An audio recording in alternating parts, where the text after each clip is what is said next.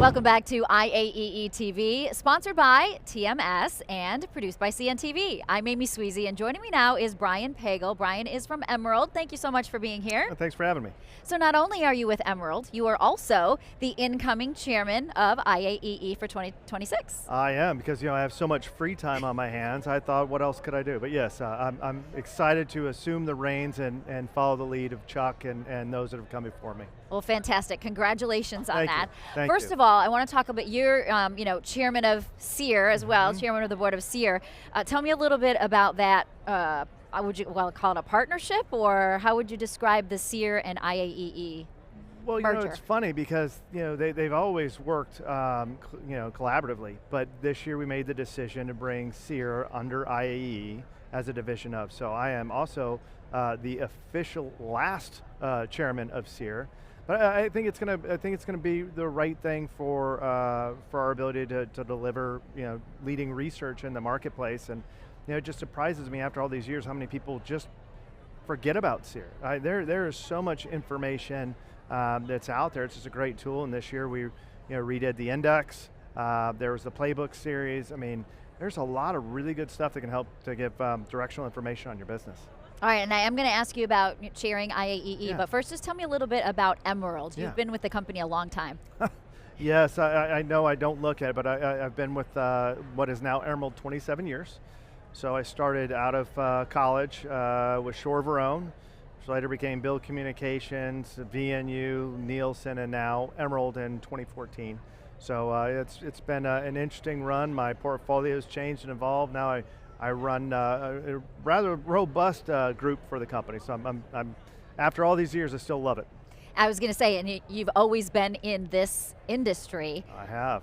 What's the one big thing? It's probably hard to do one big thing, but one thing when you look back that has changed the most?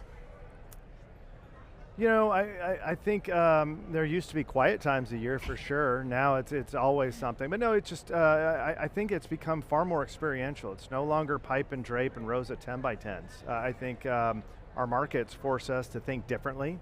We really have to be in tune to understand what they value, and we have to deliver unique experiences. And I think so long as we do that, we've got a bright future. But I also see there's been a massive youth movement in our industry. We lost a lot of people obviously during the pandemic, but there is a lot of young emerging talent. I think we just got to circle the wagons as an industry, help train them up so that we can make sure that the industry continues strong long after people like me decide to hang it up. Were you really nervous in 2020, and now 5 years later, how do you feel? Yeah, there were times I remember talking to my wife asking, should I consider a change in career? But we were very fortunate the way that we were prepared for it at Emerald. And it was nice when we got back to doing shows again. It was that awkward moment when almost like the movie Step Brothers. They didn't know how to quite talk to or engage with people in a live setting. But I was glad to see it come back. But I think it did change. I think it gave us a new appreciation for what we do. But I think that we just have to work that much harder because the honeymoon period post-COVID is over. You've seen, you got to work harder to drive attendance. You got to keep the attention of your exhibitors because there's so many ways for people to spend their time and money, and we have to show why we're the best place for them to do that. So as incoming chairman of IAEE for 2026, what are you most excited about? Well, I'm excited to continue to work with the incredible team on staff and the rest of the board and continue forward the strategic plan that we started several years back. Of course, moving SEER under IAEE, that's a big lift.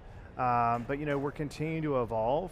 We just had SEER predict, well now IAEE predict, in China this year. That was a first.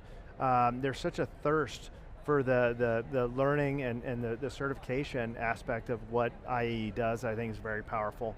And I got to give a tip of the hat to Marcia Flanagan. She's been an incredible chief executive, really out there being a cheerleader for all things IAEE. So I'm very excited about what we're going to be able to do over the coming year. And I know you've mentioned a couple of the challenges, but what's the one big thing going into this new year that you see as a challenge you have to overcome?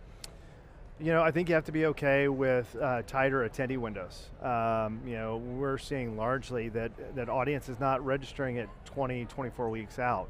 You're seeing a lot of that activity come within 6 weeks to a month.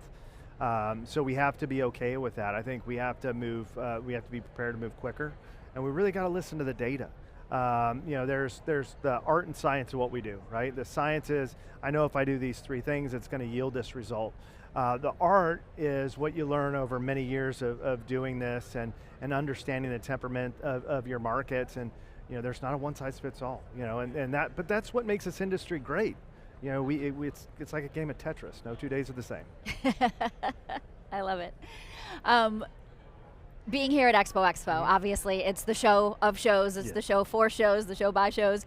Why is it important to be here? I think it's important because how can we as a community say it's great to bring people together with these platforms if we're not prepared to do it ourselves?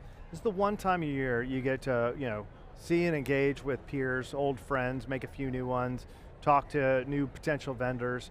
This is where we fill our cup, and this is really where we can recharge ourselves and start thinking of the new and different ways that we want to bring our own events to our markets. Just the mind share that we have in this building is amazing, and you can always learn something. We should always be learning and adapting. So I just think it's really important that if you're going to be a part of the community, that you're here to support the community, but also learn from your peers, try something different. Brian, if people don't know you as coming in as the chair of IAEE this next year, what do you want them to know about you? That I have survived 27 years in this business. No. And it can be done. It can be done. No, we were at a student meetup earlier today, and some of my peers were talking to people getting in, finishing up college and wanting to get into live events. I think there's so much that we've learned there, but we have to continue to be advocates for our own industry and the why. I think if you're willing to continue to adapt and evolve, you can do well in this industry. I mean, it's a lot different than when I started in the late 90s. But I've had so many great people along the way that have invested in me. Part of my motivation in being a part of IAEE and serving as the chair is that it's an opportunity for me to pour back into people and hopefully leave the market a little bit better than when I found it. All right, Brian Pagel from Emerald, thank you so much for being here. Hey, thanks for having me. And good luck this next year. I'll try. I'm Amy Sweezy with IAEE TV, sponsored by TMS and produced by CNTV.